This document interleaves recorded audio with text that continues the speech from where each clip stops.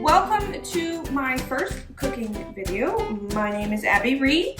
I am going to be cooking meatloaf for you today. It is probably the most requested, anticipated meal that my kids and husband want. My 6-year-old named it as almost his number one.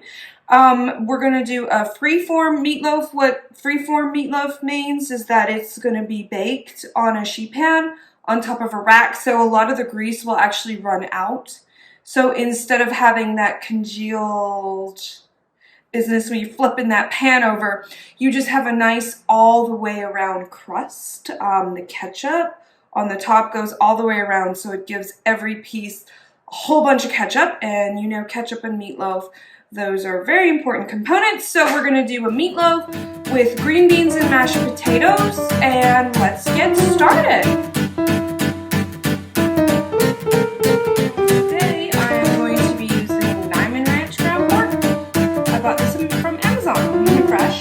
They deliver to my door.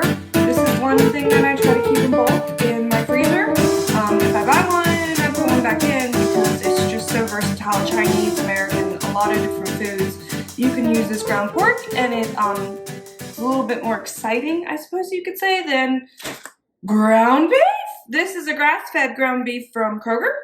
I always buy grass-fed because I'm a hippie. And because I'm really concerned about the corn, you know, yada, yada, yada. Plus, I just feel like it tastes better. That is the meat components that we're going to use. We're also going to use 3 slices of this Wright's Applewood thick cut bacon. This is my very, very favorite bacon. I am going to chop this. I am going to saute it. And out of all of that fabulous bacon goodness fat, I am going to put in my vegetables. So we have celery.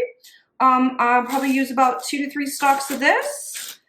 Again, these vegetable components, a mirepoix is double the amount of onion to the other. So it's 2 parts onion, 1 part carrot, and 1 part celery. So I'm going to use all of this onion. You don't really have to measure it. All of this onion, and I'm going to make sure that my amount of my carrot and my amount of my celery is about the same as that onion. That is going to go inside the meatloaf. I'm going to saute that in the bacon fat, and then we are going to come to the binder of the meatloaf, which is going to give it that shape and help it to hold together as it cooks. It's really important to have a protein in there, so I am going to put some eggs. I'm going to use 2 eggs. You want to try to use a larger size egg for this. Don't do any of these little weenie eggs. We have chickens out back, so we do get little eggs. But I would say 2 of the larger eggs because this is 2 pounds of meat. That's quite a bit of meat. And you're going to use your panko. I really like most of 365's pantry staples. They're reasonably priced and they deliver to my door. So I'm going to use about half a cup of this. I kind of do it by feel. I'll show you the texture, but I'll also give you the amounts. To add to that binding, I'm going to put some Parmesan in there. It kind of gives it more of a, well, Parmesan. Right?